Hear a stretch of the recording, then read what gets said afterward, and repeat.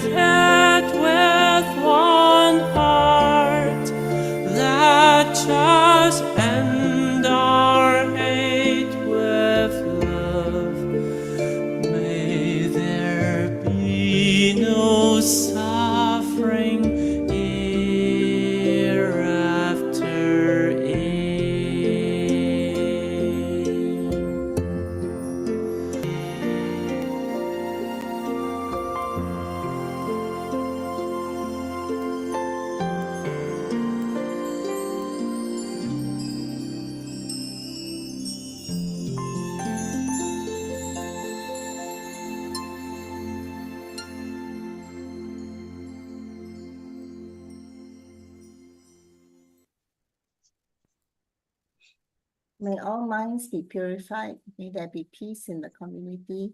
May there be no disasters in this world. Together we pray for universal love and blessings. With loving respect, gratitude, and confidence, let us wish every person in our lives a healthy body, an enlightened mind, and a total fulfillment in universal love. Now let us expand this consciousness to include every person in the world, every being in the universe. Let our unified love make this wonderful world even better. let us all immerse ourselves in the joyful embrace of universal love. Before we hear the wonderful sharing, let us invite abode masters to lead us in paying homage to the Triple Gem. Let us pay our respects for these teachings and explanations to the Buddha and Master Cheng Yen by making 3 sincere bows.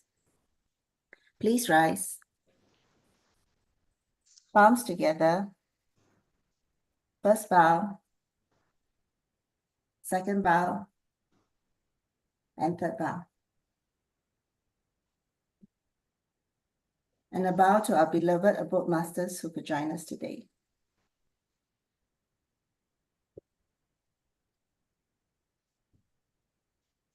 Okay, today, the Saturday Hualien talk will have Brother Huang and our sisters and brother from UK as well as Malaysia. Before we start, I will just do a quick share of last week's sharing. Quick summary, sorry. Let me just do this. Okay, so last week we had Brother David Liu for Q&A. For question 1, a son once obedient now led astray by a friend's influence causing dismay. A sibling's bond weakened. What must I do? I'm lost and communication seemed to be broken too. So Brother Liu said to the answer to the question was, communication breaks and problems arise. Parents must reflect with open eyes. Talk to the friend's parents first. A calm approach can quench the worst. The child observes how the parents will lead. Finding the right method is what they need. No child's beyond being taught or mended. With care, the issue can be ended. In question 2, some may say charity makes the recipient stray. Idle and lazy, they waste the day. And Brother David's response was, some recipients may misuse aid, is true, but Tzu Chi's charity goes beyond what we do. We visit, we teach, and follow each case, ensuring they grow with wisdom and grace.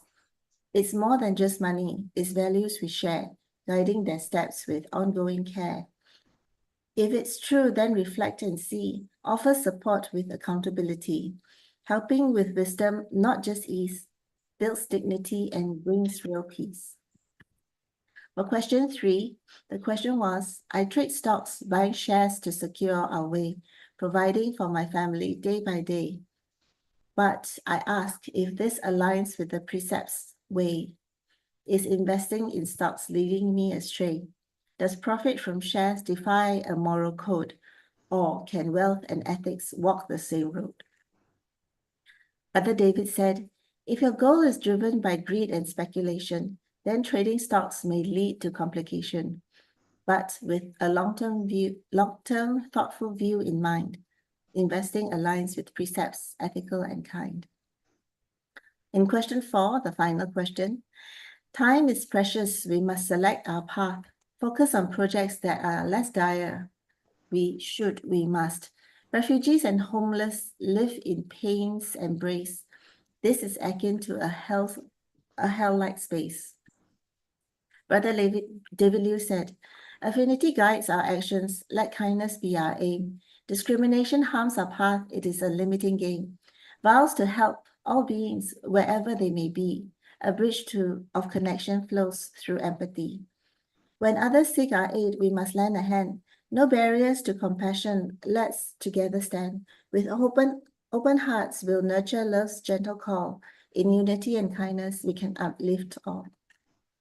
Okay, then we had Brother G, who spoke about his journey. Brother G shared stories of dreams, growth, and joy.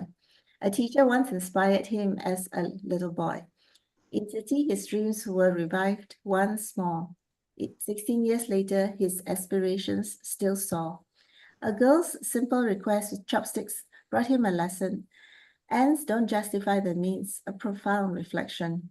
Letting go of control brought peace to his soul. Responsibility grew as ego took a toll. Willing to bear and happy to give, in Tzu Chi's teaching, he learned how to live. A load of garbage were can't be bought or sold. It's the joy of service, not riches or gold. Relationships mended and love did restore. As his ego shrank, compassion grew more. In helping others, his true value was shown. Through simple acts, a deeper love had grown. Okay, cảm ơn for listening. I'll now hand over to Sister Moon to introduce our next speaker. Stop share. Thank you so Thank you very much, Sister Su Ching.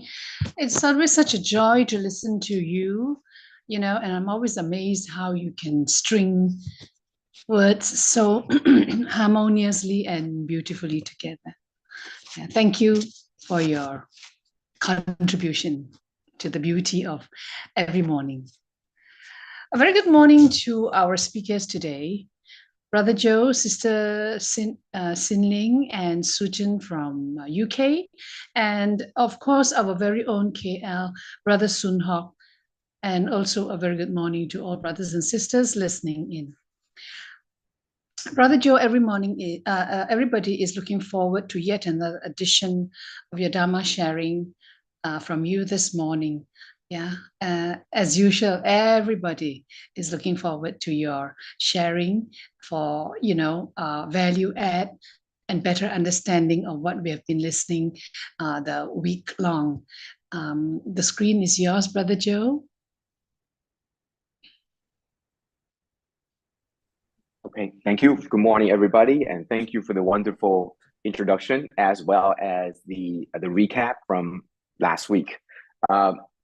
As we all probably know that one of the most important sutra for Tzu Chi and most influential and probably has the most profound effect on Tzu Chi and also Master Cheng Yen herself was the Sutra of Infinite Meanings. And this is also the sutra that Master Cheng Yen said was the entire Tzu Chi mission was based on. Yes, we know about the Lotus Sutra, and Master also said that the concentrate version, the abridged version of the entire Lotus Sutra is actually the Sutra of Infinite Meanings. And that is why for the past few weeks, I've been running this series on the Sutra of Infinite Meanings. This was the sharing that I've been doing monthly for the Singapore English Dharma book study session. And this happens monthly, and I go in depth on the Sutra of Infinite Meanings according to Master Cheng Yen's commentaries on the sutra, the book. And we started back in March of this year, and we've been doing this every month, skipping August, I think, due to national holiday.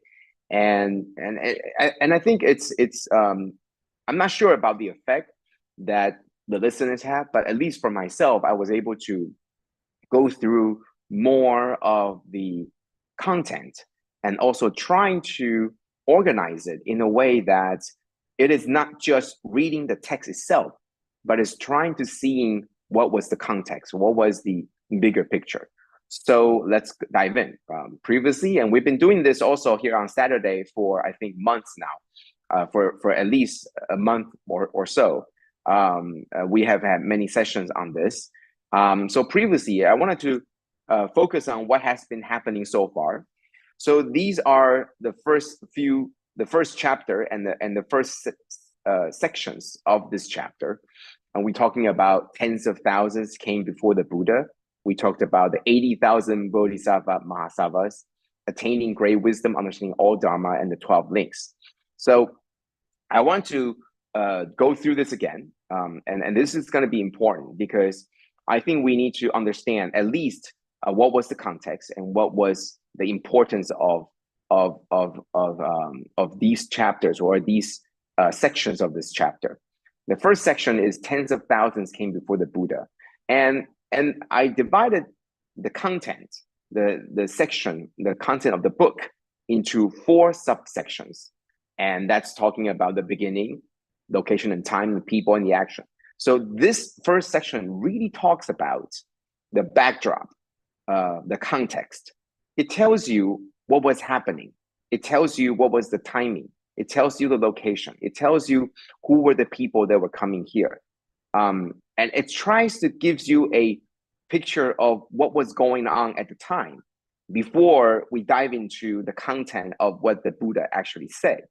So it breaks down into, you know, the time, the place, the people, the action, you know, the basically the 5 W's and the 1 H, you know, all these things, right? But I think the very most important part was the beginning. The beginning. When was this and why was this? So the beginning was, Master in the book talked about the 4 questions that the disciple Ananda asked and why it was important. So the questions were, how will we be able to prove that these teachings belong to the Dharma that the Buddha taught?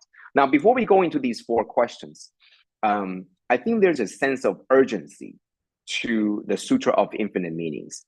And if you know the background, the history, then you probably know that the Sutra of Infinite Meanings was spoken or was taught about 42 years into the Buddha's teaching.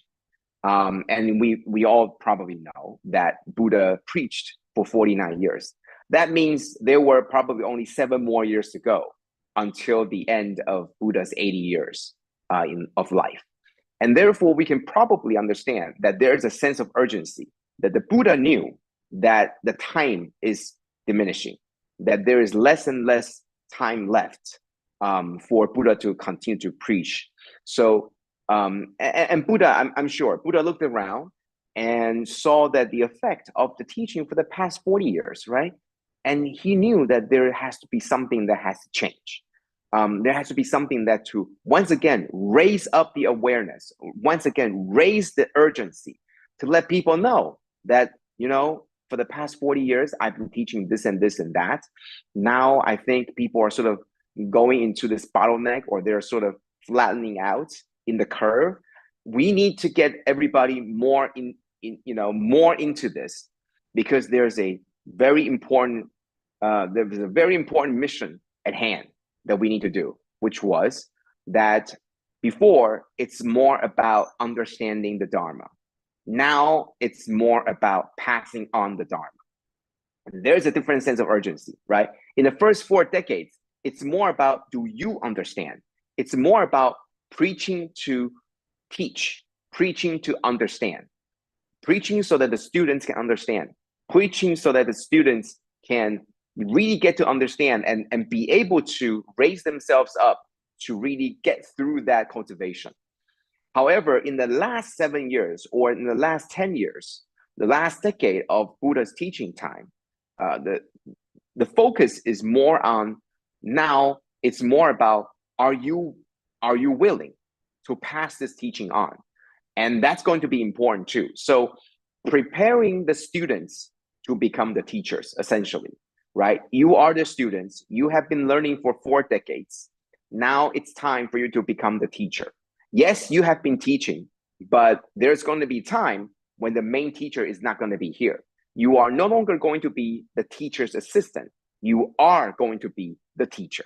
So that's going to be a sense of urgency to raise up the level of teaching, of learning, of making sure that everybody knows what's at stake, okay? So these 4 questions come at a time when it was nearing the end of Buddha's life. And so Master brought up these 4 questions at the beginning of the book, so that to explain that truly there was some sense of urgency. So the 4 questions that Ananda asked towards the end of Buddha's life, and to making sure that if we are going to pass this teaching on, these are the 4 questions that we need to answer, that we need to know how.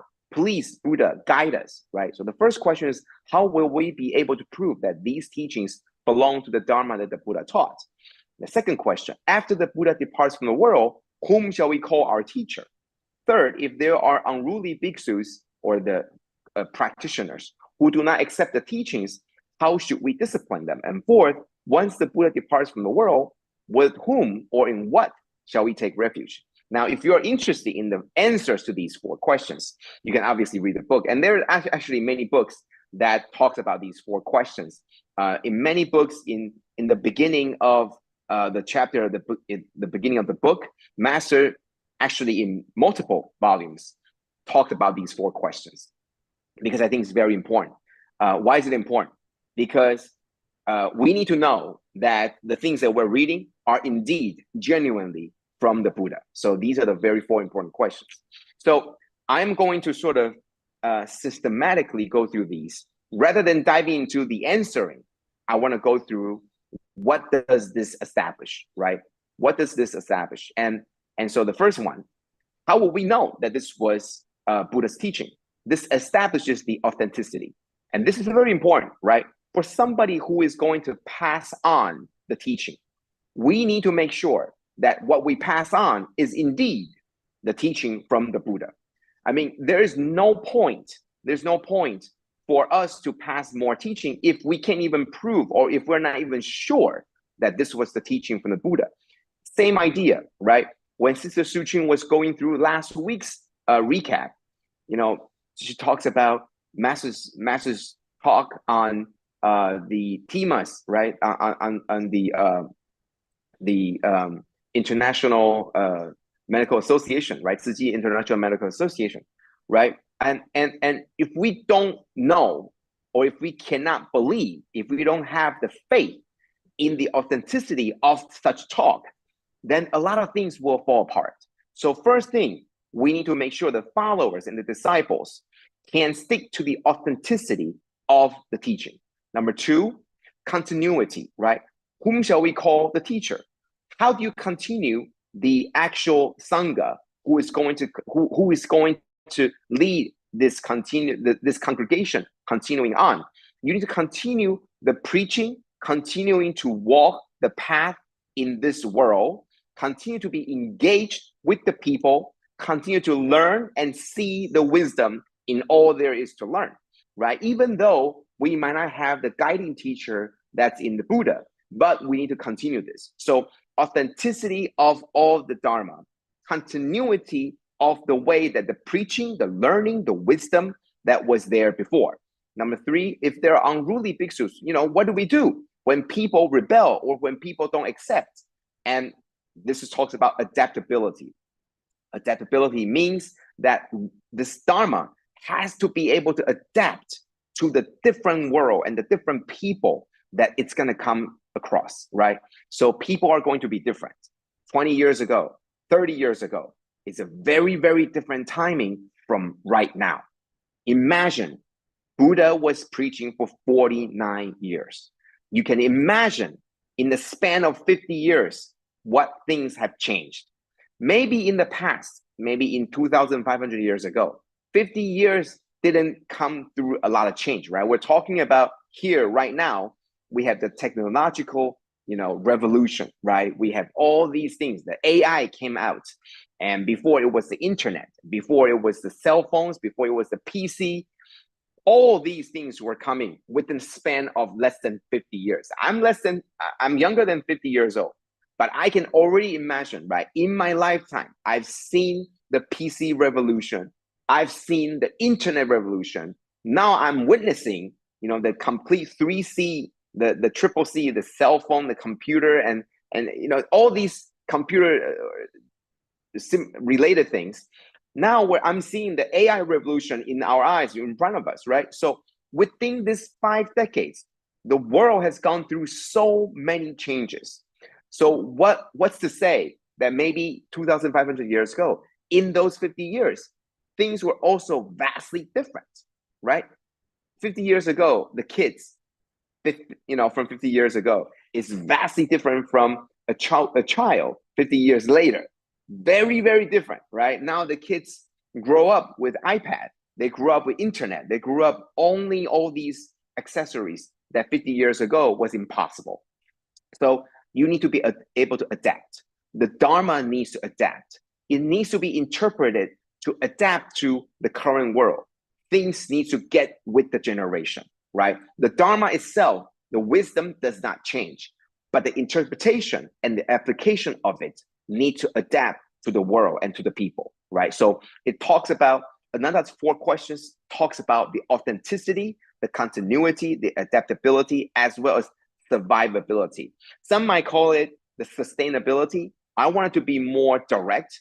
This is talking about the survival of this teaching. What does that mean? The teaching itself is going to remain, right? The teaching is not going to die. However, it depends on how many people are following it. The teaching itself might not disappear, but there might not be anybody following it. Then in essence, it died.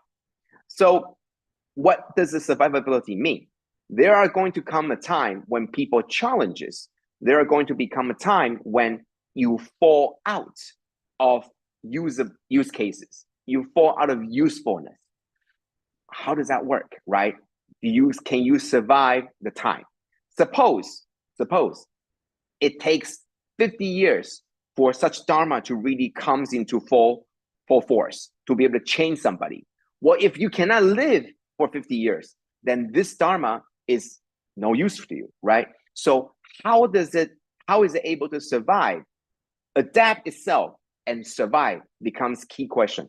So the reason why this is the first segment out of the entire book is because it speaks volumes to the importance that passing on the Dharma is very important.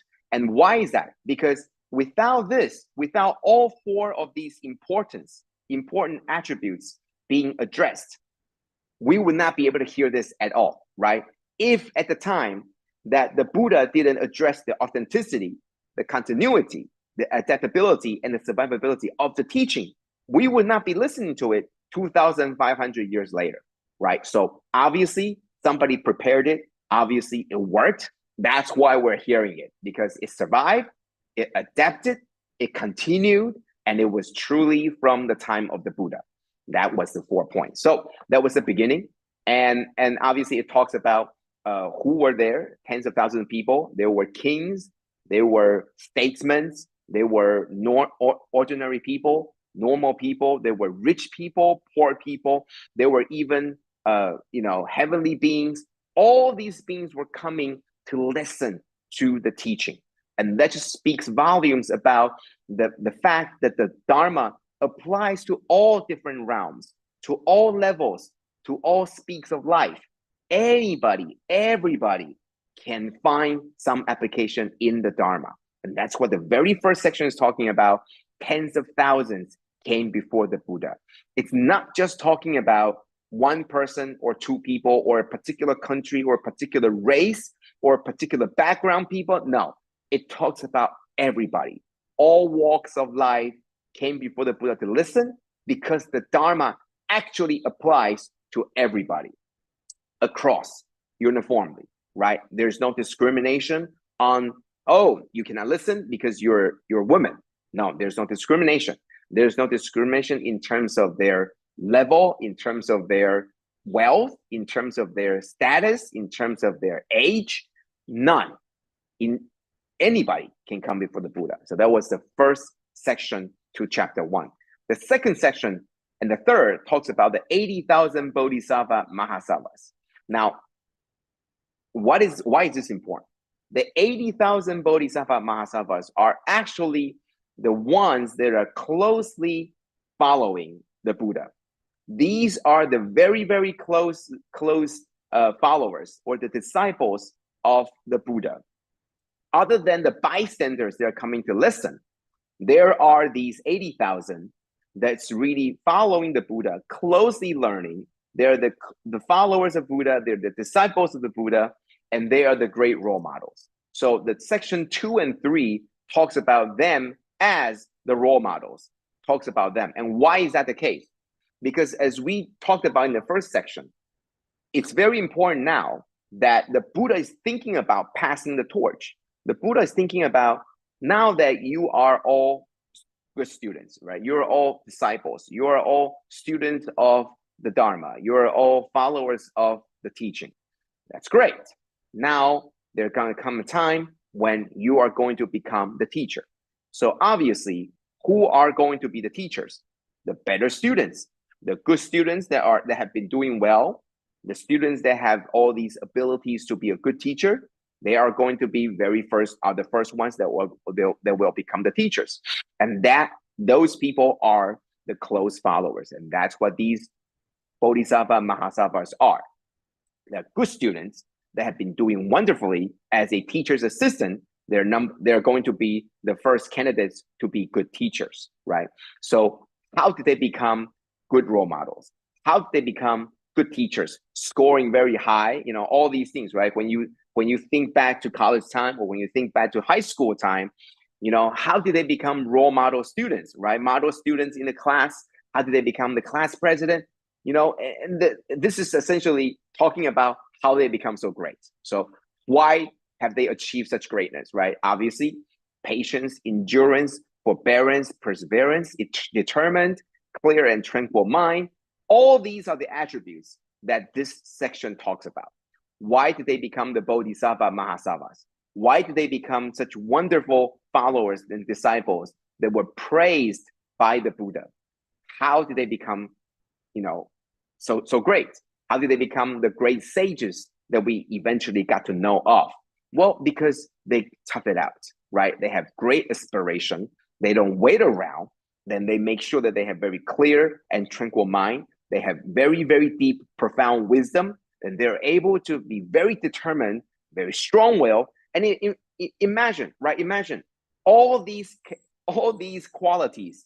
We also see that in Master Cheng Yen. So this is essentially telling you, it's like a biography of world leaders, right? It tells you, well, how did Winston Churchill become so great? Well, let's look at his life story, right? This is exactly the same thing. The 80,000 Bodhisattva Mahasattvas, when Buddha was going through them, right? Or the Buddha didn't go through them, but it was basically recited in the sutra that there were all these 80,000, and there were representations, right? There were some people, there were only a handful of them that were named, but obviously they all represent the great sages. How did they achieve such greatness? Well, this is what they did. This is the same as saying that Master Cheng Yen had gone through all this, and that's why she had achieved the greatness and she became our teacher. The same idea. So this section talks about why they have achieved greatness. The third section, attaining great wisdom, still talking about the 80,000 Bodhisattva Mahasattvas, the great role models of the followers, right? So how did they get there, right? Obviously, they follow the precepts, samadhi, wisdom. They have the still mind, they're peaceful, there's no delusion. They basically purify their minds, and they follow the precepts, and their minds are clear, and they make the vast vows, and they're unwavering. So infinite Dharma doors and all these things, they're talking about these 80,000 Bodhisattva Mahasattvas. And obviously the first 1, 2, 3, they're talking about how did you get there? How do you get there? How do you become a great role model? How do you achieve so much? And number 4 and number 5, talking about because they achieve greatness, because their mind's clear, because their vows are so vast that they're able to be very clear about their distinguishing the clear and apparent goal. They are very clear about what they want to do, and they're able to turn the Dharma wheel, and they're able to fan this world of all the heat, and then they're able to spread the coolness of Dharma. Essentially, they can do a lot more to help the population, the people. So they achieve greatness, and then what do they do after achieving greatness? They help the ordinary folks to get better, and that's what they did. Okay, so the 12 links of causes and condition, and we're just going to very quickly go through that. The 12 links, it looks to be very complicated, and it's not that complicated. It's essentially a 12-step checklist.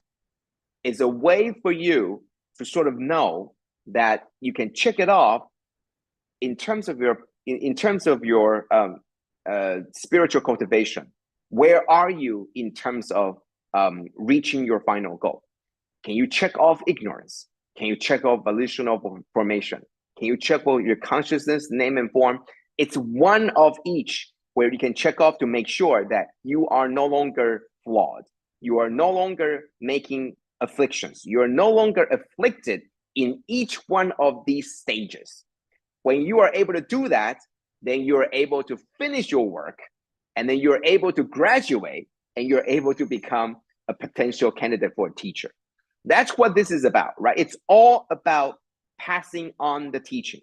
In order to pass the teaching on, you need to have the teachers. Well, then who are the teachers? First of all, they must be good students. That's where you have the 80,000 Bodhisattva Mahasattvas.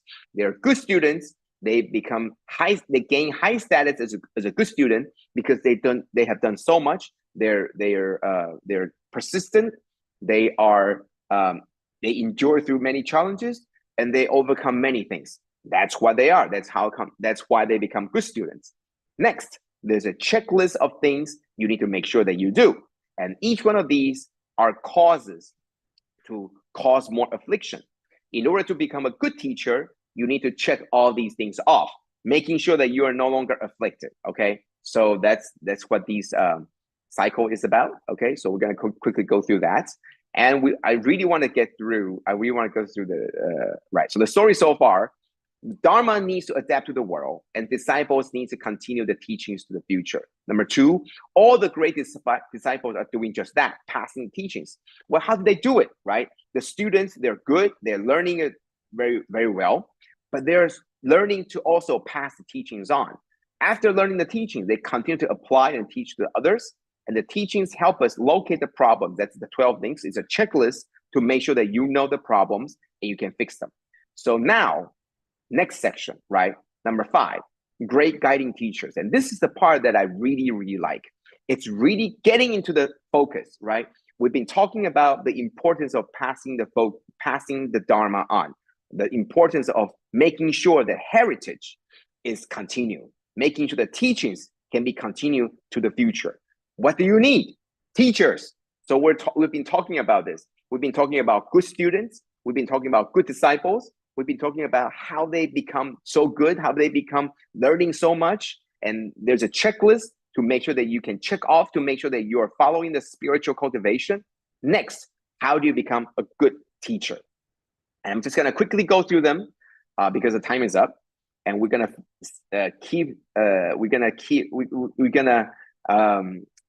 leave something for the next week. But how do you become a good teacher? And that's what this section is talking about. How do you become a good teacher? I divided it into 4 parts: practice field, reliance, medicine king, and tamer. So practice field talks about the great field of blessing. Reliance talks about providing relief, support, and protection. Medicine king talks about addressing the problem. And tamer talks about teaches to good and bad students alike. That's how you be a good teacher. So 1, 2, 3, 4. Stay tuned for next week. We're going to be talking about how these 4 in the book teaches us not just to be a good student. It's not enough to just be a good student. It's not enough to just be a good spiritual practitioner, but you also need to be a good teacher. So essentially, that's what Master asks of us. It's not enough to just be a good volunteer. We also need to be a good promoter of volunteers. You do a good job as a volunteer, but you also need to promote so that other people also want to volunteer. They also want to come in and also want to give of themselves to contribute, to return to the world. That's what this is all about. So we're gonna be talking about this next week. So stay tuned, and more content will be coming up so that hopefully we get to understand what the Buddha was trying to teach us to be a good teacher. Thank you, and have a good weekend. Thank you. And Brother Joe, surely we will stay tuned every Saturday for your session. Yes, because you are able to so efficiently, summarize in a simple way that is so easy to understand. And it makes the journey to practice so much more meaningful and so much easier, with each session. So, Kanan very much, Brother Joe. Before we continue with the next session, can I ask everyone to perhaps switch on your video and Sister Su Ching, we take a photo of everybody. Cảm ơn.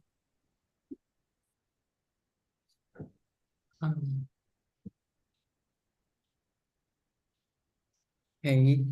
If everyone can on the video for a while. Cảm ơn.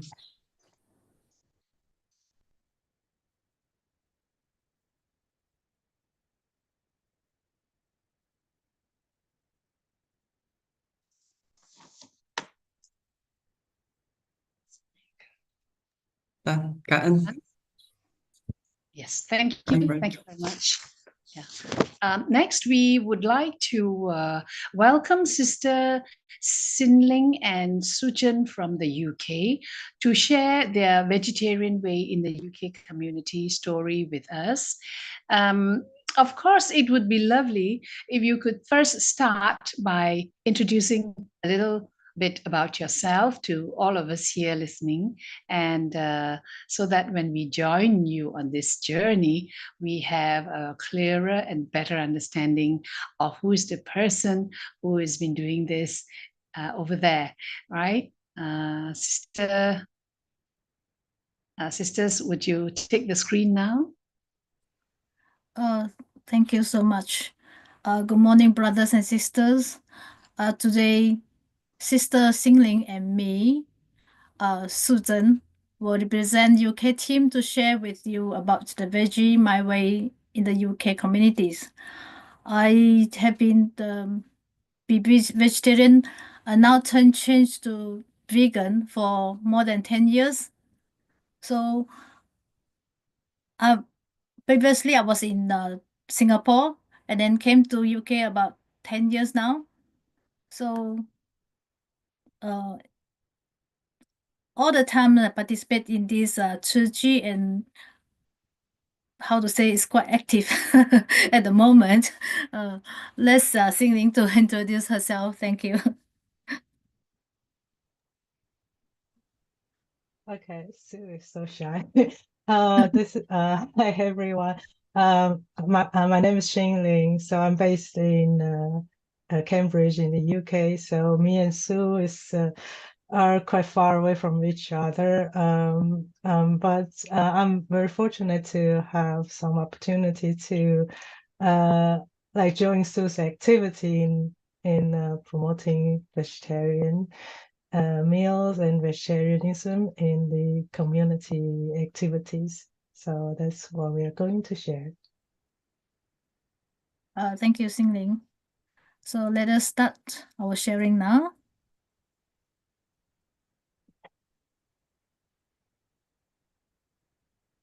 Yeah, Master Ching said, we to be a vegetarian to encourage vegetarianism. Most important is to promote vegetarianism. This is Master Chen Yan told me personally. So I remember this all the time. And let us, over the years of my experience of encouraging and promoting of plant-based diet, we requires a lot of effort to ensure that the other person doesn't feel added stress or pressure. And instead, we should help them to find easier and more enjoyable solutions to their diet needs. By highlighting the benefits of a plant-based diet, such as improved health, time savings, and cost effectiveness, we can naturally encourage them to try vegetarianism more easily. So please not just sharing the vegetarian food, but also delve deeper into the benefits of a vegetarian diet, not only sharing recipes, but also teaching how to cook vegetarian food. To solve problems faced by others like confusions, uncertainty, trouble, distress, difficulties, problems, challenges. Let us move a few steps forward to look into more details. Some people are concerned about providing good nutrition for adults and children at home if they have a family, adults, elderly, and children. So the family might have different tastes and is very picky person in the family, making it difficult to cook.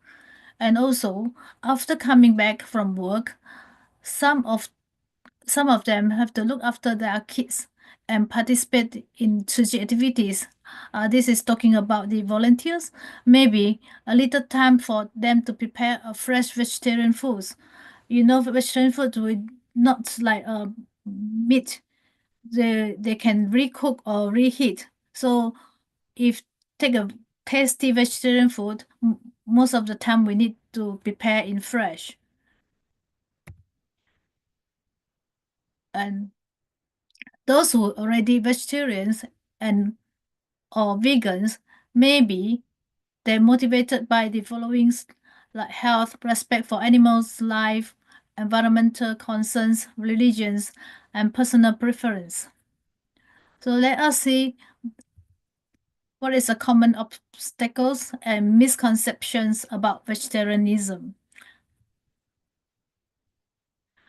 I divide into two groups: psychological disorder and environmental barrier. So they're worried about nutritional deficiencies. This is misconceptions because a vegetarian diet leads to malnutrition, especially protein and B12. This is a lot of people worried about. By consuming beans, nuts, seeds, or whole grain, you can easily obtain protein and plant-based milk, nutrition yeast, shiitake mushrooms, seaweeds, olive, fortified foods, and great sources of vitamin B12 too. This is always used for my cooking. And taste and flavor limitations. Misconceptions of this is vegetarian food is bland and unappetizing. Actually, it's not. Vegetarian cuisine offers a wide range of flavors and dishes. And also lack of convenience. They might think about create inconvenience to family or friends, difficult to find plant-based food at workplace. Actually, you can have any changes we make are to persuade ourselves first, rather than change the environment to suit us. Preparing food at home in advance, taking simple but complete food, coordinate with family members, all this can be solved. Some devout Buddhists take vegetarian food on the first and the 15th day of each lunar month. I hope this practice extends beyond religions, reasons to include personal health, the planet, and all living beings, leading to more vegetarian days. Not only 2 days a month, but maybe it can be skip 2 days, take more days in the month. Thank you. Another one is encourage and promoting plant-based journey in UK communities. This is I'm going to share with all of you. From beginning, we set up big vegan kitchen Facebook and sharing the recipes on online cooking, sharing extend to vegan kitchen go means go to visit the house and selling and live cooking at the local market, collaborating with organic farm to participating in communities markets. Now we already moved to step 8 by now. This is how from sharing vegan recipes to bring in the recipes to your home and show you how to cook and help you to solve problems, switch from meat to vegetarian, how to reduce the food waste and enjoy the fragrance of fresh vegetables in your house. And after the COVID-19 pandemic, people began changing their eating habits, leading to an increasing demand for vegetarianism options, which has continued from now already 4 years. And last year, when I requested the market to let me to do the live demonstration at the market, and surprisingly, the feedback is so good. So that since then, I started doing monthly demonstrations and teaching sections at the Century Old Village Market in the UK, cooking and selling dishes on site, and it has been over a year now. and customers even come from as far as Wales. Through the market, one of the customers, Lisa, invited me to teach her husband cooking on his birthday. This is very special. Yeah, I designed a 10-course meal to give a very special, unique, memorable, and unforgettable birthday for him. And although the whole family are meat eaters, Lisa prepared this vegan meal for her husband, and the entire family supported her, and they eat with a peace of mind, feeling safe and happy on that day. And collaborate with organic farm. They provide the ingredients and I do the cooking. Attracted a lot of people, came to learn and bought the vegetables from the farm. And understanding the nature of nutrition of plants, vegetables is very important. The raw meat has no flavor on its own and requires a different cooking methods and seasonings. However, vegetables have their own flavors and nutritions, making cooking and using the seasoning is more simpler. So there's a saying, cooking is an art, baking is a science. But because I like art, so I keep continuing creating tasty vegan food and influence people to change to a plant-based diet. Continuing approach to people to help and solve their doubts and needs will lead you to success promoting plant-based food. Let us invite Ling, Sister Ling, to continue this sharing. Thank you. Oh, okay. Stu is very, very experienced, and your sharing is a bit too short. I witnessed over the years, like starting from COVID time, I witnessed Sister Su are doing a lot for promoting vegetarianism, and I understand that she used to only cook at home, but since she promised Master Zhen and promised herself to promote vegetarianism, she started to cook a lot and study the food and the flavors and combining all the different ingredients and developing and exploring all the seasonings and create lots of different recipes. And she liked to share, and then she started to share with the community and hosting like market events and even going into people's house to cook vegetarian food and using their own ingredients or leftover or surplus ingredients from their fridge and creates meals and put on the full table of dishes for the family. And I still remember the first time she shared with Master Zhen and I think it was still at the COVID time. I think it was 2020. I think there was a Renjian Puti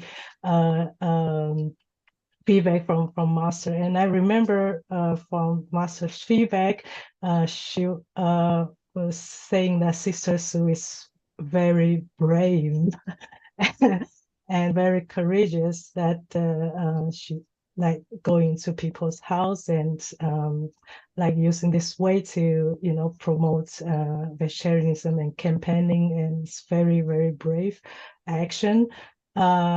So I asked a question to Sue before, like how, because I myself is not the person who likes to, engaging with people or talk to people like actively. I'm very shy and very introvert. So I was asking like if Sue has any feel any challenge to promote vegetarianism in the UK community or the UK context, because in the UK, UK itself has a kind of relatively high vegetarian eating habits. So sometimes I would thought that, oh, okay, since like the ratio is high, like probably they don't need me to talk about vegetarianism or to encourage them. But I think I'm very kind of look up to Sue because she's always active and always developing like different methods and different approach to influence, to make the influence, to make impacts, and to engage with people. Yeah, so she told me that there's no like she doesn't feel any difficulties because as she mentioned in the previous sharing that she always can debunk all the myths, and she likes to talk to people and explore the different challenges that people face, and she always like finding solution for them. I think that's how she has gone through all the all the it's not challenge, but all the all the various questions that she faced, and she could summarize summarize all the like the myths that she could like debunk and to like help answering. So I think this summary is very I'm very grateful to hear and also to read as well, and it could help me a lot. So the next I'm going to like share like my real experience like working or volunteering alongside Sue. It's a very special experience for me, and it was about I guess 2 months ago, probably, yeah. So there we had a full stall in this community event, and so last year there was the first stall we hosted there. So I wasn't there, but sisters who went there to support. So so there was so we have a sister living in this North Somerset area, and that region is a coastal city, a coastal area on the like the southwest England, and so it was about like about 1.5 hours driving distance from where Sister Sue lives. So she actually went there to support our sister there in that region because they want to make introduce Tzu Chi to the community and make a presence there. And so this community event is a great opportunity, and Sister Sue, she always take the opportunity to engage with people there in the community event, and so she cooked like all the vegetarian meals, like different like curries or vegetable mix and stir fries, and bring all the things there to the event, and also cook some during the event. And back then, like last year, the stall was mainly focusing on the taste of the food. But then this year we had this opportunity again. So we take a step further to add a little bit engagement elements to raise the awareness.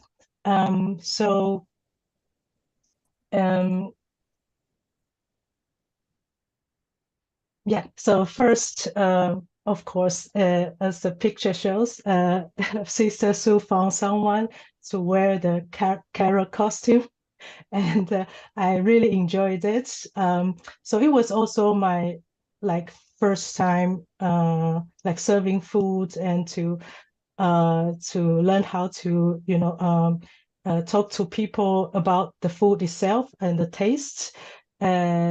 And and the kind of what type of cuisine. I think it's also very interesting way to engage with people to,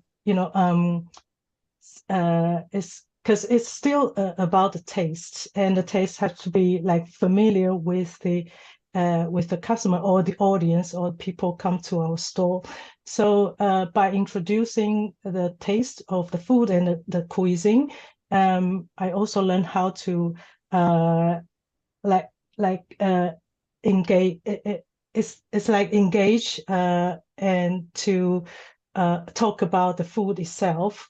But then it was so, and on the right hand side is the Sister Yating. So she's local to the region, and she's the main host there. So the next slide is about so in this event we had this so besides providing this delicious food, we also had this little game on the calculating the carbon footprint of a meal. So we have a poster showing the carbon footprint per weight of some common foods like beef or chicken, fish, and vegetables, of course, like carrots, mushrooms, tomatoes, cauliflowers, etc. So these vegetables are mainly the ingredients that Sister Su used for the meals in this event. So everyone in that event, everyone can take this calculation tickets, and then when they finish calculating, and then when they return it, they will get a gift bag of Veggies products as a reward. So what is on the ticket is to calculate the carbon footprint of your usual meals, and compare it to the vegan meal box that you buy that you get from our store. And so these data are all like scientific and open source. So here, this ticket, it says that their normal meal is a burger, and this beef patty only is already responsible for like 4,000 carbon footprint. And how much they saved for this meal when they choose our vegan meal box, which is only 400 grams. So they said they save lots. So they don't even bother to calculate, right? So they said they are willing to eat more plant-based food. So in fact, I kind of never hosted a vegetarian campaign myself, and I eat vegetarian food, but promoting it and like talk to people about vegetarian foods and and campaigning it is very different thing. So like during this event, and I also face a lot of questions, and they would ask how to calculate it, and I can feel the way that so it's not, when you eat a meal, you don't even pay attention to what you eat, and probably just eat quickly and not even about the taste, but you just eat quickly and not so don't even think about the carbon footprint and the planet itself. So I think that's why there were questions about how many grams of the beef I eat, how many grams of the chicken I eat. So I had a lot of this question, and they don't know how much of how much of chicken nuggets they eat a day or something like that. So I also bring up the phone and check for them and compare the weight and to the carbon footprint. So it's like walking through all the data and all the meals with them. And then I also feel the same shockness after calculating the numbers. So I think it's very interesting interaction, and and through this, I also like learn about like being conscious about what I eat as well. So the next slide, this gentleman worked for the event, and he loved Sue's vegan curry. It's Malaysian curry, and when he returned the box, he actually like leak all the sauce, like all the curry sauce, and so he really likes the taste and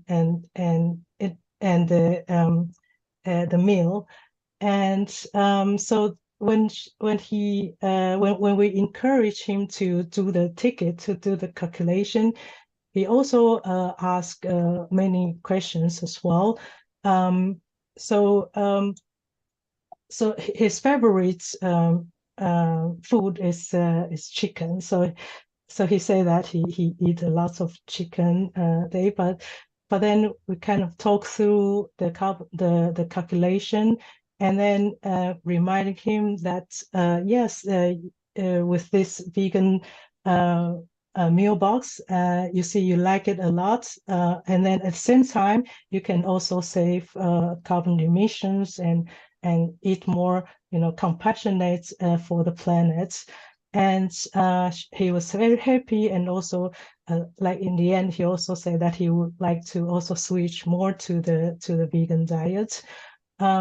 So we are actually in between. Our store is actually in between barbecue, like meat stores, like barbecue and fish and chips. And yeah, before that, the brother Joe was talking about survivability, and yeah, we had to survive in between the meat store and all the smoke, the smells, all mixed together. But we are very grateful that we still have so many people coming to our store and want to try the meal box, the vegan meal box that we were providing. Yeah, so it's a very interesting event, and I think the way that Sister Su like created to like this little calculation and just little tickets, and can raise so much awareness and so much consciousness about what we eat for ourselves, health, and also for the planet. And this vegan cook-off is another activity that I like as well. It's also Sister Sue's creativity. So during the Chaoshan Yingdui, every year, like during Easter time, it's an anniversary event. We had this Chaoshan Yingdui at Sister Sue's region, and it was about like 2 to 3 days, and we had this activity this year. And this vegan cook-off is a kind of contest between two teams. We split up into two teams, and we had to use the ingredient provided. I remember there was the aubergine, the tomato, all the ingredients provided and cook on site for like at least 3 dishes. And like everyone was nervous, and because we never had this experience or cooking together or create a meal together on site. But then I think it's interesting that we work together. We go through, and everyone use their own creativity, and like adjusting the tastes. And I think everyone just enjoy it, and just use their just what we can in mind and our experience at home, and like combining everything together. But in the end, I think it was interesting, and I think everyone all the two teams create really beautiful beautiful plating, and also the taste is very good as well, I would say. And because all the food was eaten up like empty after the event, because I think we had a really good run, and all the what impressed me the most is the judges, because we were thought that we were just playing around, and but then the judges are very serious about like marking the taste, the creativity, and the plating, and also the naming of the plates of the dishes. And yeah, I think we have a little video to show everyone, right?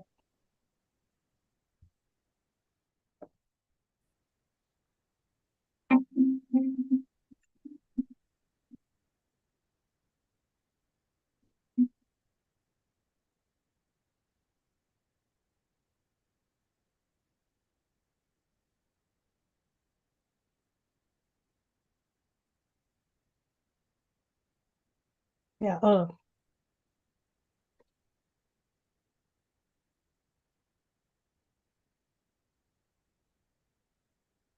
I'm not sure if I can. Probably my internet is too slow, but I cannot hear the sound. But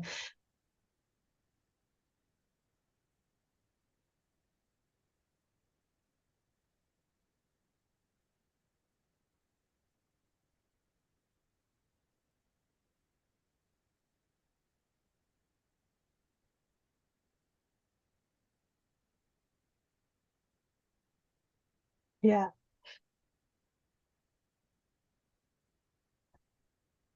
Okay, great. So yeah, it's just my little sharing, and I really enjoyed this the activity and the creativity. So yeah, thank you, Sister Sue. Thank you, Sister Xingling.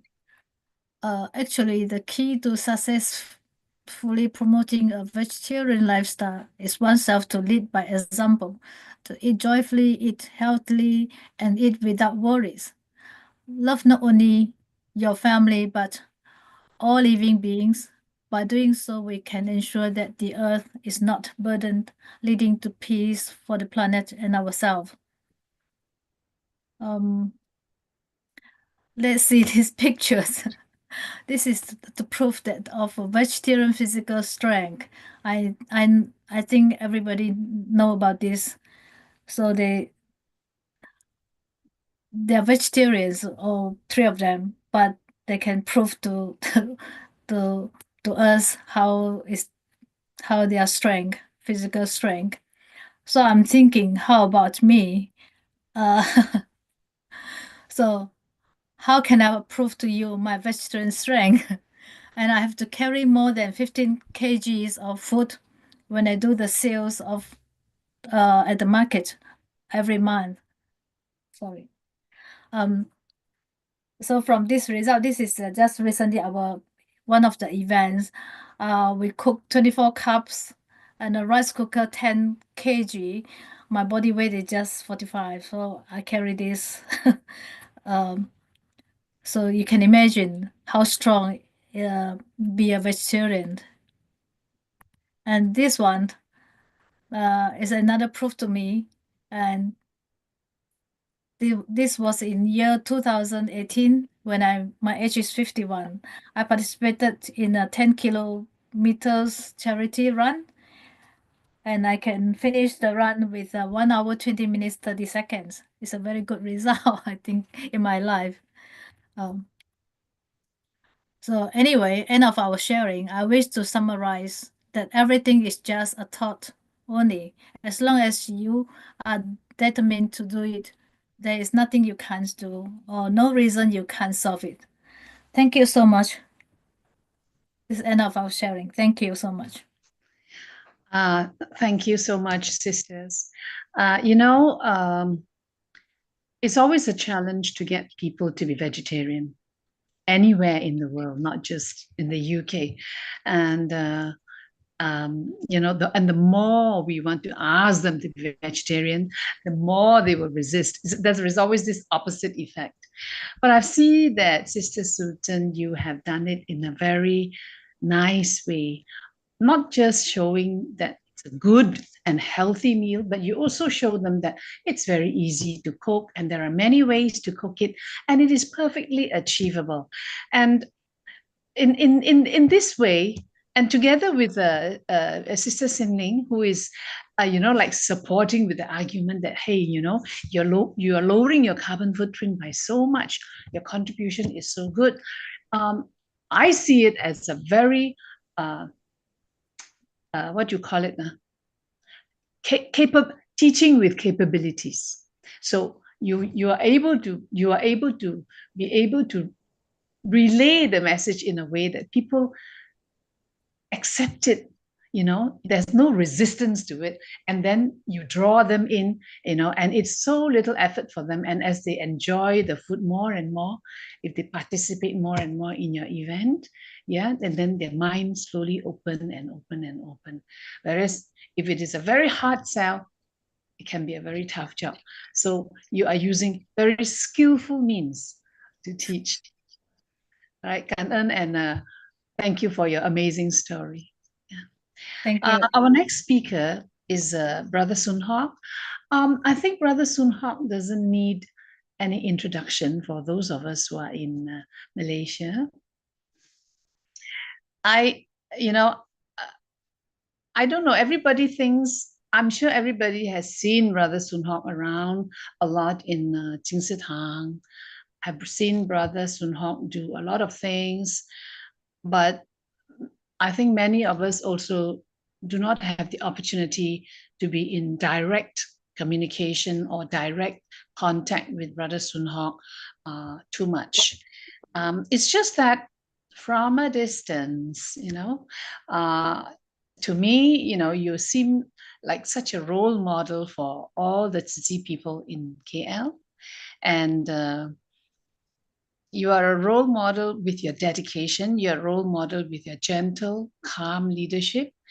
And it is our honor today, actually, to have you on our platform. And we would be very interested to listen to your sharing, Brother Sun Hock. Thank you very much, Sister Chi-Moon. Thank you. Thanks for the introduction. Well, this is a very special one. Yeah. First, I'd like to say thank you to Sister Su Ching for giving chance to do the sharing today. My name is Sun Hock. Allow me to share my PPT.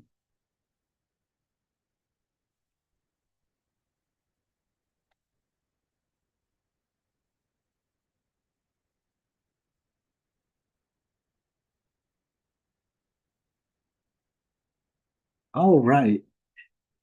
Good morning, everyone. Today, I wanted to talk about history. Some of the history that we create together or we see together in the Tzu Chi world, or mainly in Tzu Chi KL.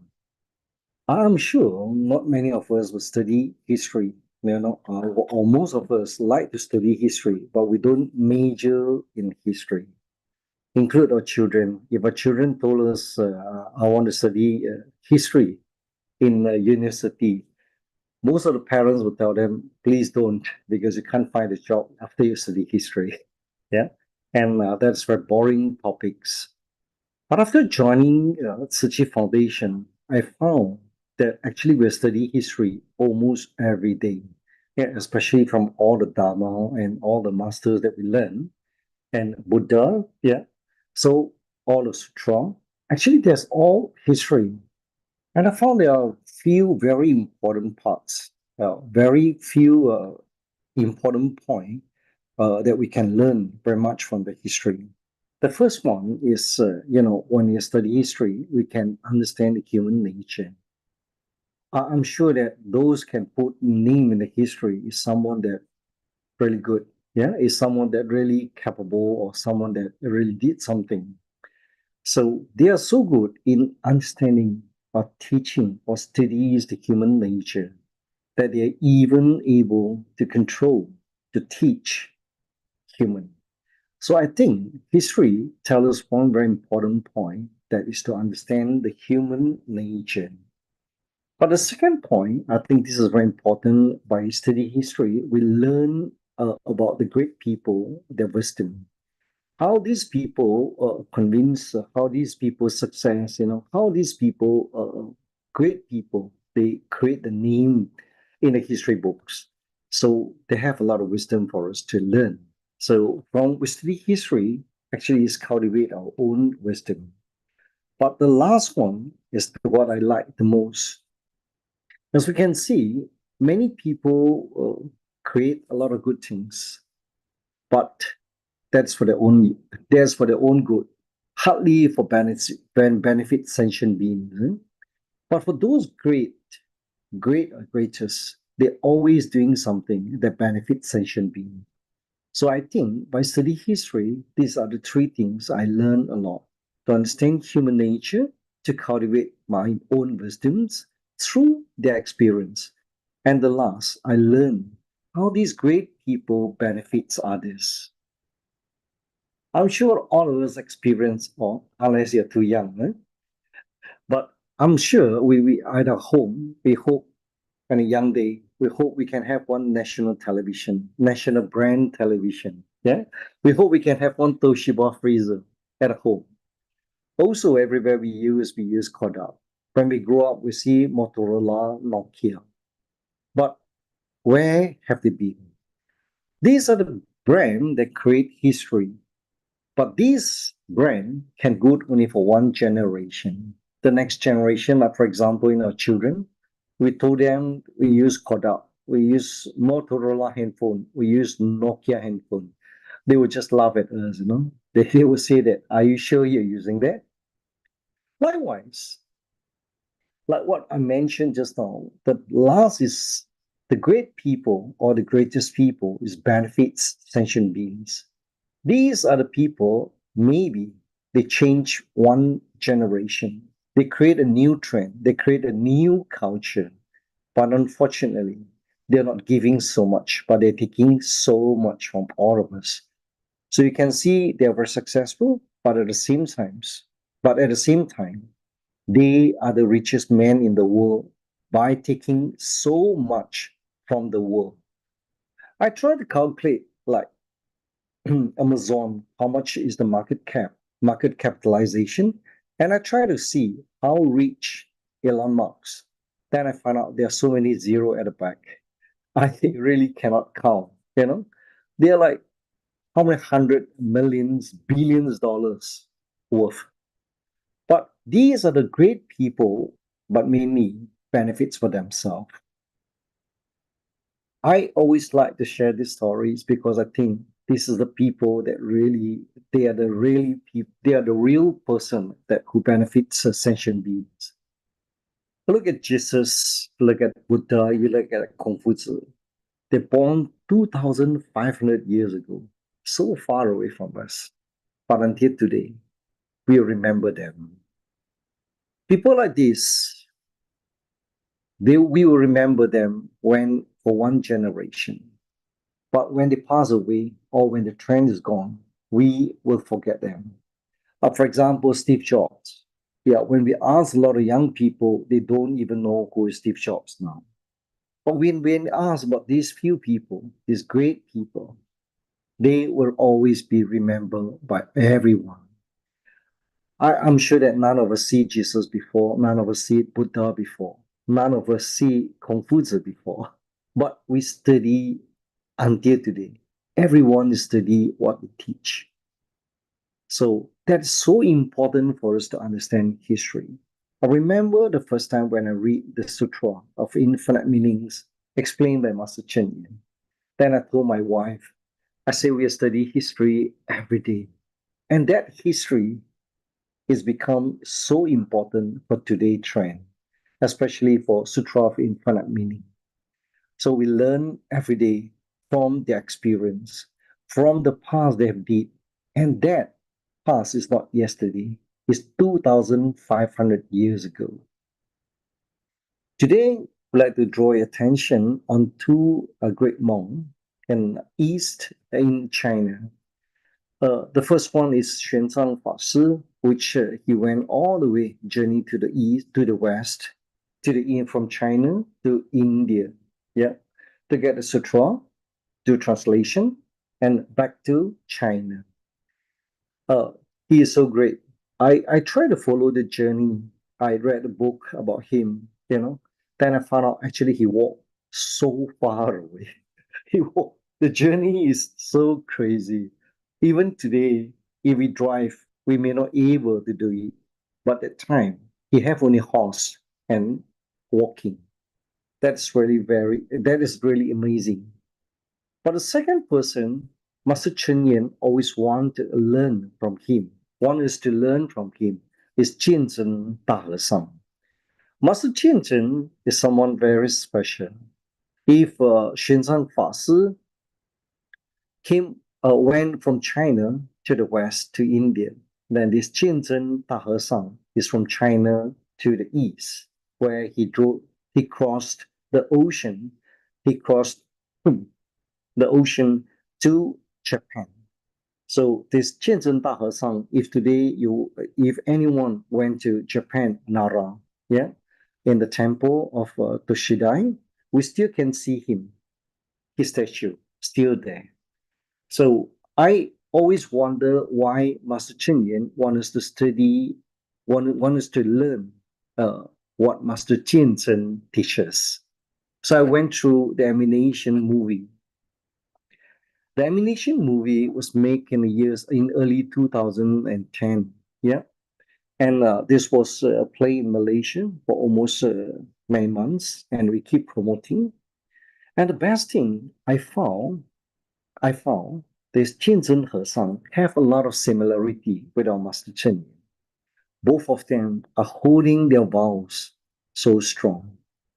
So strong. It's just like what we learn in Sutra on Infinite Meaning, 守之不动, unwavering, for countless aeon. And Master Chen Yan did tell us the same thing, did teach us the same thing. When we have a vow, we cannot just talk in mouth, but we have to walk. We have to do it. We have to practice. And this is what I found, the similarity within Jianzhen Dahesang and our Master Chen Yan. Jianzhen Dahesang went from China to Japan by the boat. In 12 years, he tried 6 times, 5 failure.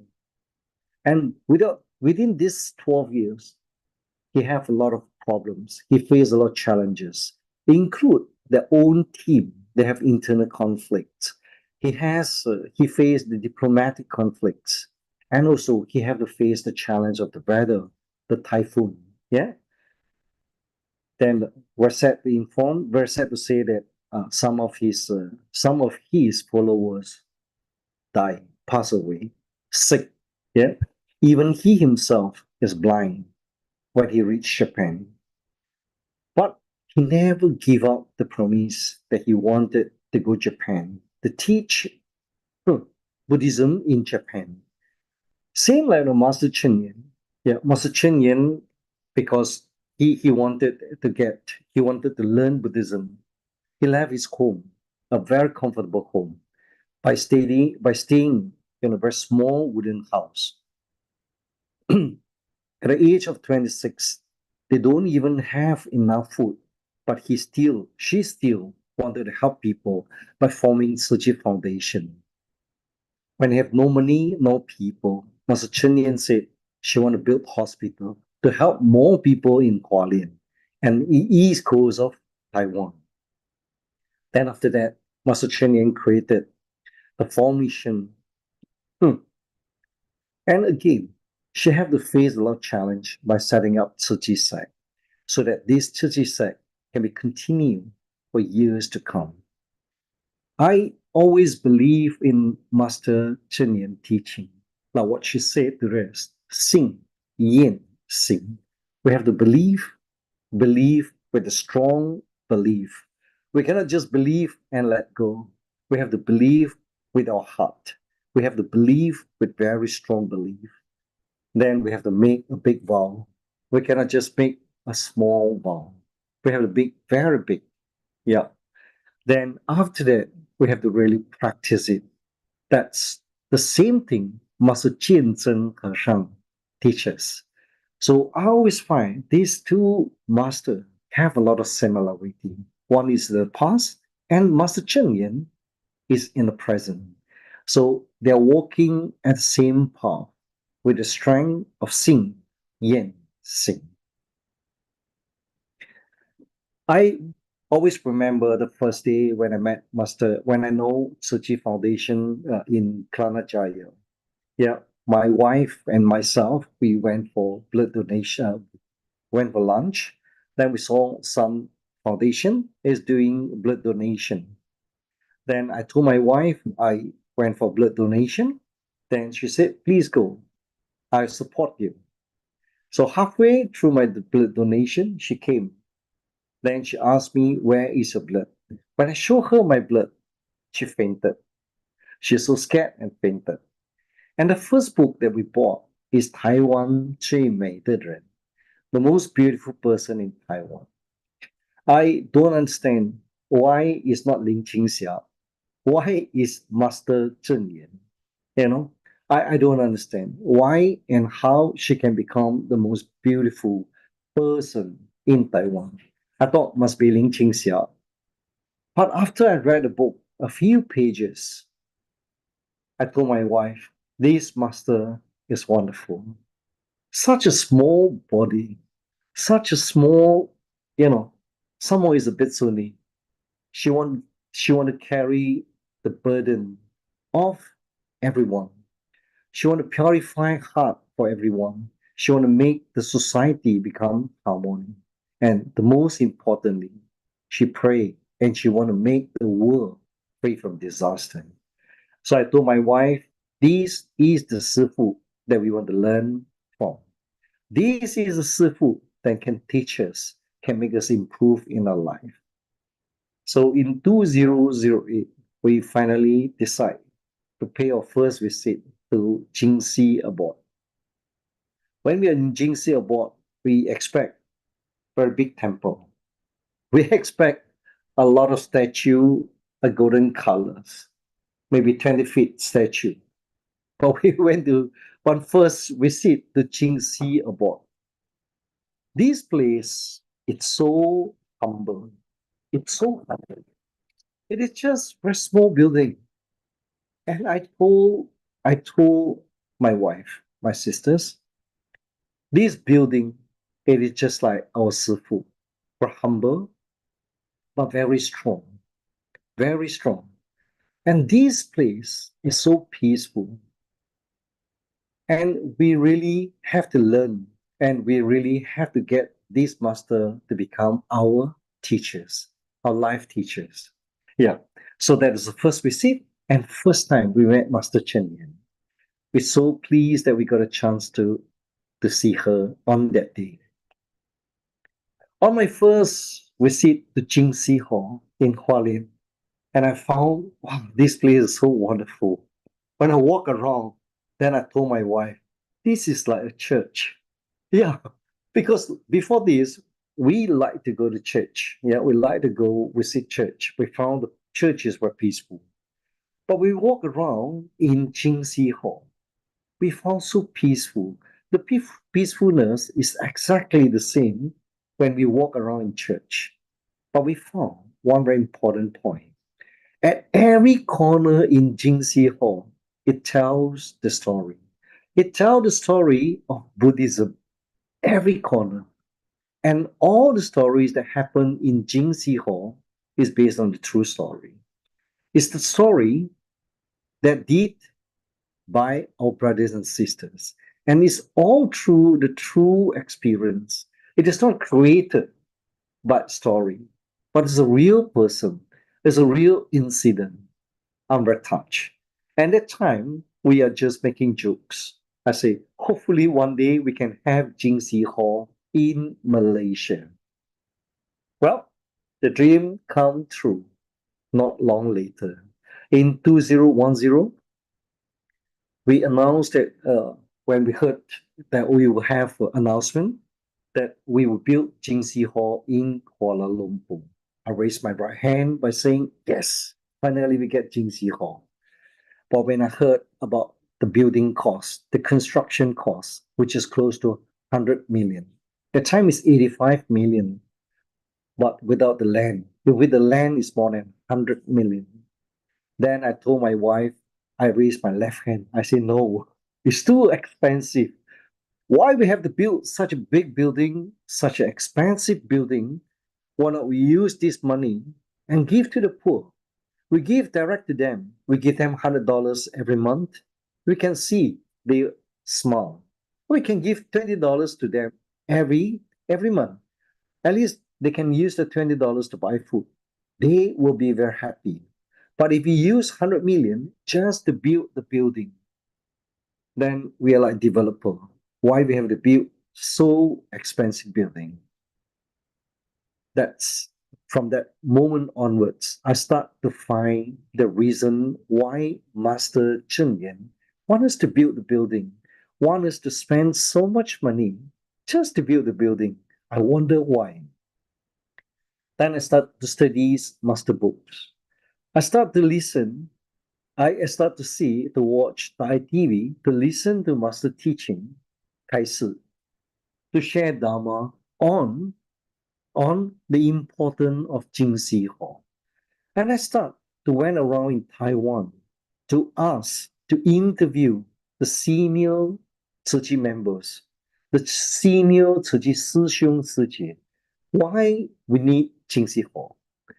And later I found out, yes, I raised my both hands and I tell my wife, yes, we must have Jingxi Hall in Kuala Lumpur because Jingxi Hall is the heart, is the home for our heart. Is a home for our heart. For all of us, when we mention ourselves as Buddhism, we see this building, we can see this building, Jingxi Hall, all over the world. We know this is a landmark, it's a place for Buddhism, for Buddhists. It's a place to teach Buddhism. And this is the home for our heart. And most importantly, this is our school. For all the people around in Kuala Lumpur, Jingxi Hall is our school. Just imagine why today at 6 o'clock we start the class. If we don't join Tzu Chi Foundation, what we do? Either we're still sleeping, we go for golf, or we go to pasar. That's it. But today, we start to learn, we start to teach, we start to share, we start to learn at 6 o'clock in the morning. That's the life that we cannot imagine. When we have free time, where do we go? We go for good food, we go for holiday, we go for golf, and other things to spend money or shopping. But today, how we use our time? We use our time to help people. So Jingxi Hall, it's so important. It's become a training center for Pusa. We may be ordinary people. We may be used to be bad people. But when we come to Jingxi Hall, we train, we learn, we start to change. We start to change from a bad people to become ordinary people, from ordinary people to become someone that can help others. That's why Master said Jingxi Hall is the home for all people. And I found Jingxi Hall, it's really, really important. If we look at our Jingxi Tang every year, how many new people come for training? And also for the old volunteers, we always go to Jingxi Hall. We learn something from the newcomer. Same thing, we listen to the stories, and that all the story is based on the true stories. From the stories, we learn and we improve. And we change to become a better person through the story. All is true story. So Jingxi Hall is really, really important. If you miss the chance to join the groundbreaking in 2010 on KL Jingxi Hall groundbreaking, Now I would like to refresh your memory. Sorry, the news is in Mandarin.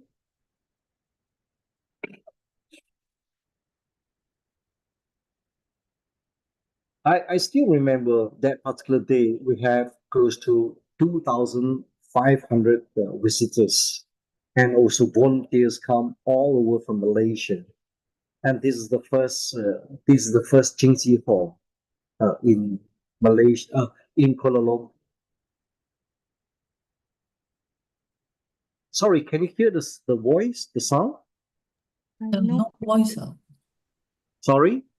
There's no voice, brother. Do you share? Okay, I stopped sharing. I think Yeah, share again with the voice. Yeah, I shared again. Sorry for that.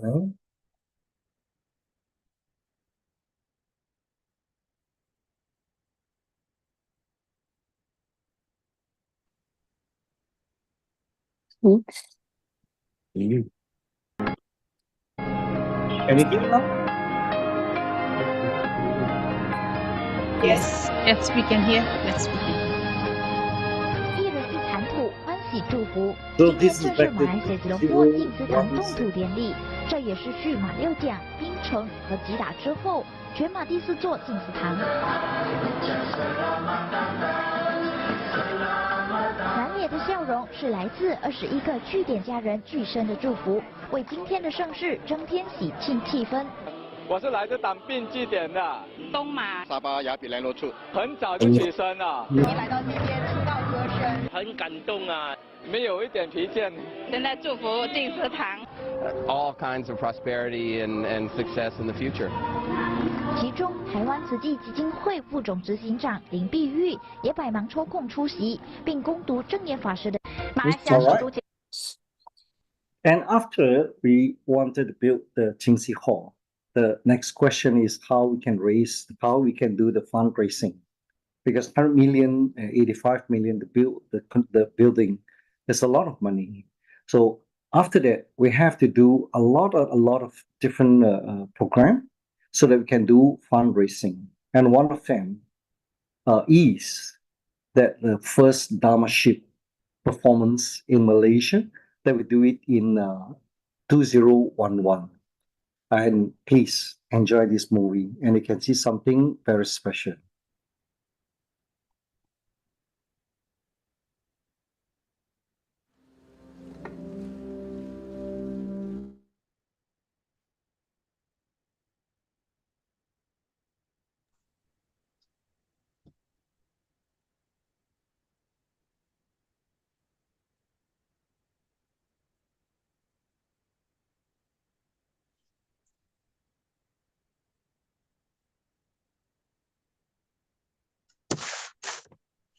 Is it on, Brother Sunha?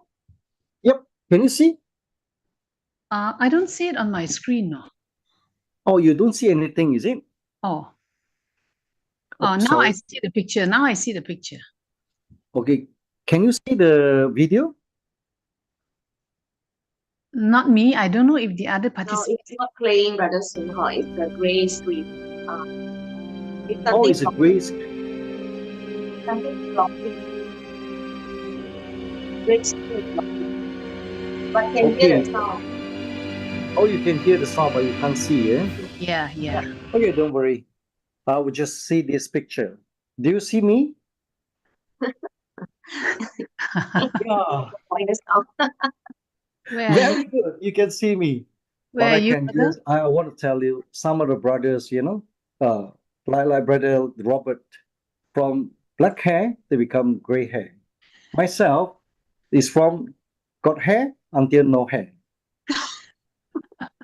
But most Where are you, brother? Where are importantly, you in the picture? no, I'm standing in front. The meter is me. Oh, you look so different. Yeah, you look so That different. is me. Okay. Too bad Really you cannot got see the hair to video. no I'm hair. so sorry. Yeah. So that's me. Okay. You see, I want to tell you it's not whether I got hair or not hair. Yeah. I always mention the point is, when it comes to Tzu Chi, 佛法 always more important than 头发. Yeah. So Tofa are always more important than Tofa.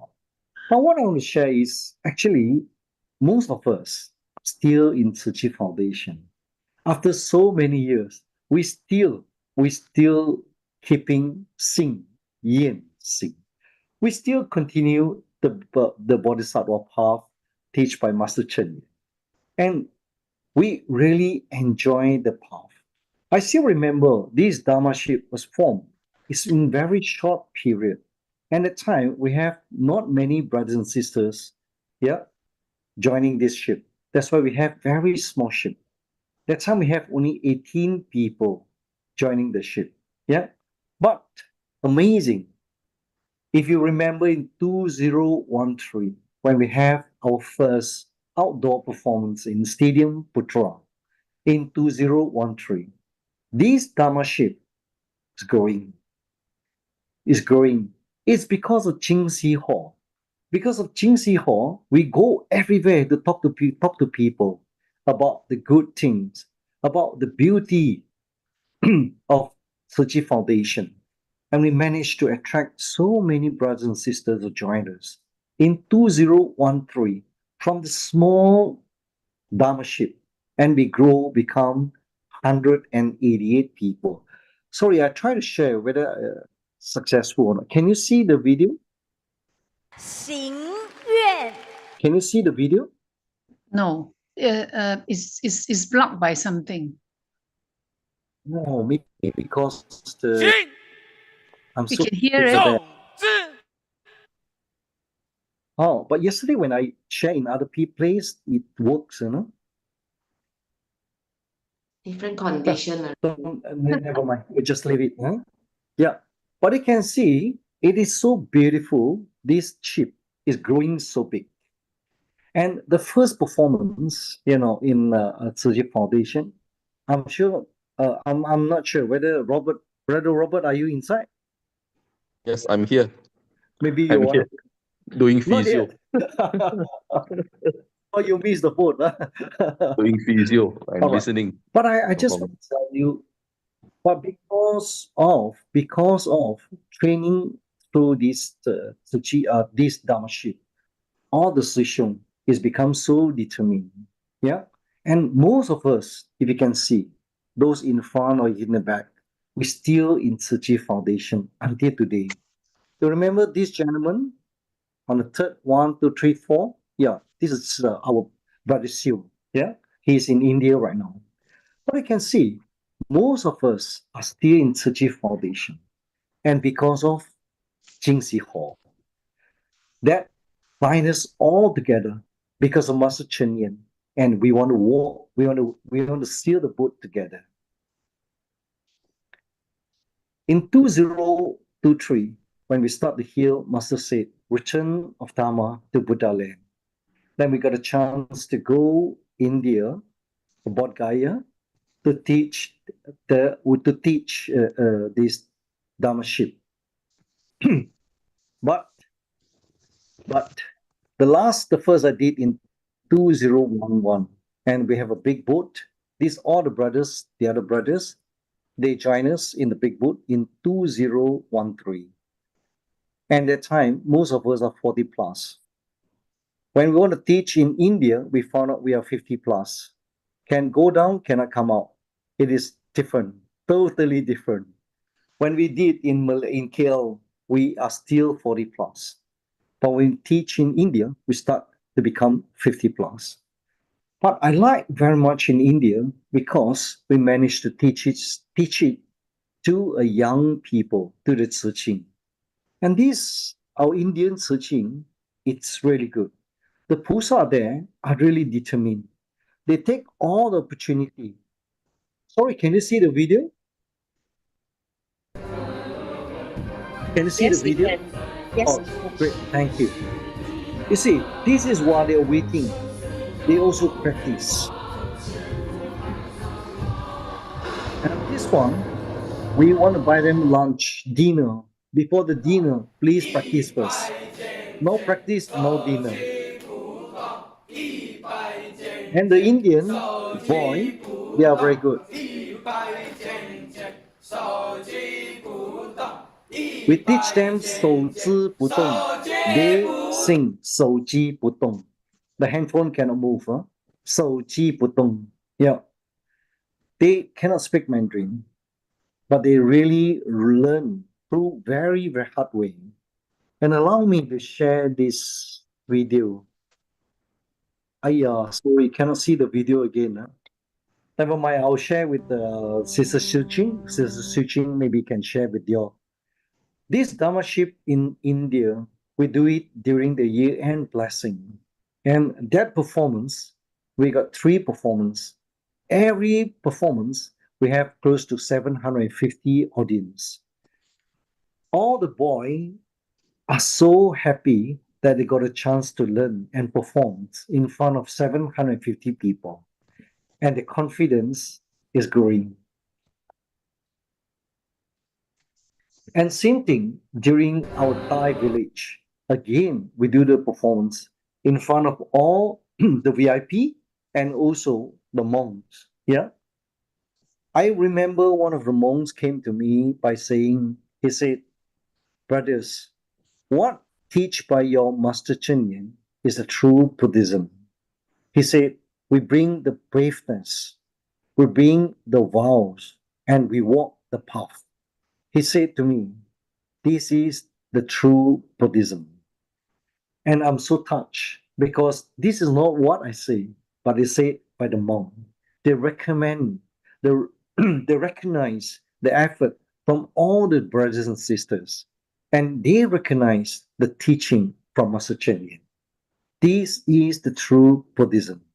And this is what we do the performance during the Thai village groundbreaking.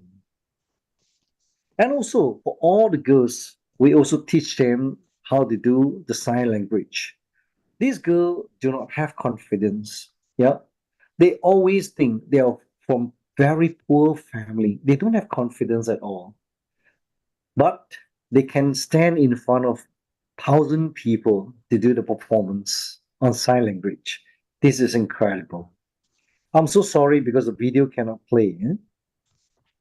And now we got a chance. If you miss the chance on participate, Jingxi Hall, groundbreaking in Kuala Lumpur. Now you got 2 chances. We have one groundbreaking for Klang Jingxi Hall on 9th of November. And also we have another one, 10th of November in Miri. Miri will be the first one in East Malaysia. Yeah, we are very excited that we're going to have a chance to join them again.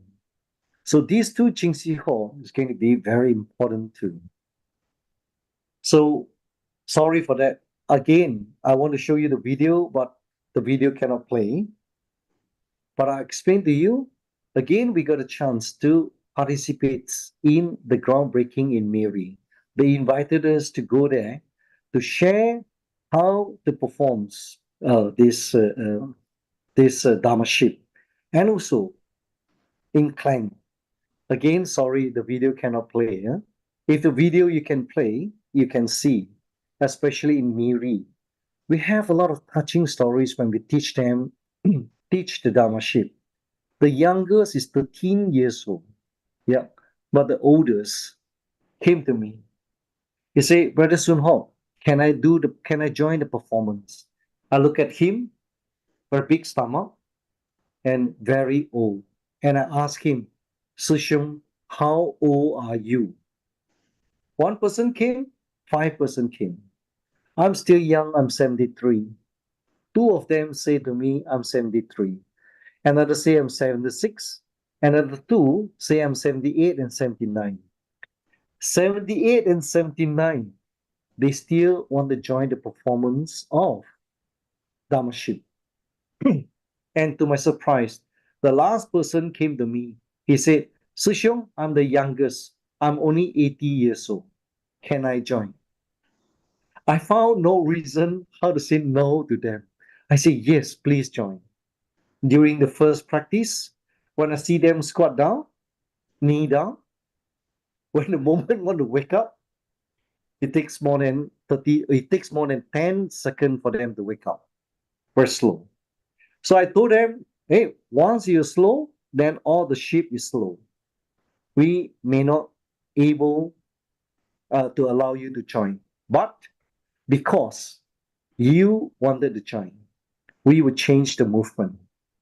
We would change some of the movement to accompany them, to make sure that they were able to join our Dharma-Ship. Miri is very touching because they have only 40 plus brothers, but they make a vow. They make a vow. They wanted to have 88 people in Dharma-Ship. All the sisters, they have 200 old sisters in Miri. They bring their husband, they invite the children, they invite the boy to come and join us. And on the first day during the practice, we have 80 people attend. I'm so touched when I see so many people. And the brothers told me, out of 80 people, 56 people is the first time they join Tzu Chi activities. Who are they? My father, some told me, my husband, my children. Yeah. So Tzu Jie have very strong power, really amazing. From 40 plus brothers, now they have 80 people join the Dharma-Ship. Clan as well. Clan make a vows want to have a Dharma-Ship of 108 people, and they will do the performance during the groundbreaking. And we really look forward for that. But during our first practice, I got a shock because those who come is our old member. Remember the ship just now, 188 people, but now it's 10 years older, but they still carry the same spirits. And all of them are so excited, want to do the performance again. And we have a chance to join again, not only in Klang, but also in Buddha land, in India, as well as in Lumbini. And myself, and lead by Brother Guo Chai and Brother Susan, we will go to Lumbini. We'll go to Lumbini next month, later this month, to do the groundbreaking for Tzu Chi School in Lumbini. So for information, our team, these 5 people, this year itself in 2024, we got a chance to do the groundbreaking, to participate in 5 groundbreaking. More are in Bodh Gaya, the first one, Miri, more Klang, then 2 schools in Lumbini. So we will have 5 groundbreaking, and we have to take the responsibility to build this as well. So we are very excited because this year is really about Fu Tian. Karen, thank you very much. Thank you, everyone. And then Brother Sun Hock, for your wonderful history, for taking us back, reminding everybody and informing everybody, those of us who doesn't know about the beginning of Jing Si Tang. It was very important for us to know the history of Jing Si Tang as well. And it's right, that Jing Si Tang is not just a building. I think it is a spiritual home. Every Jing Si Tang building, in wherever it is actually a spiritual home. It is a focus point from which all the Dharma and our charity activities can be carried out for all sentient beings, for all people, regardless of race, regardless of whatever other considerations. And also, it stands strong. It stands silent. I don't know if the word to use is silent, but it's, it is simple, but yet strong and quiet, right? And these structures will stand for years to come. And I think that everybody's hard work will be embedded in these structures. Yeah. So, Danan, Brother Sun Hock, for your very illuminating talk on this subject. Okay. Right. Thank you. Thank you very much.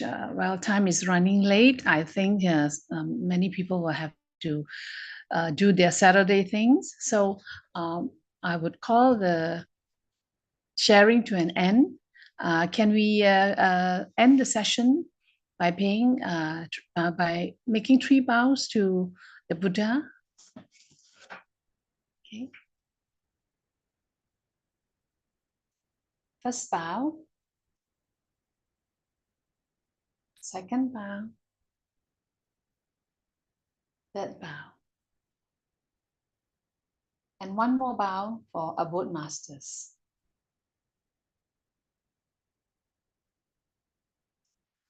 Okay, thank you very much, brothers and sisters.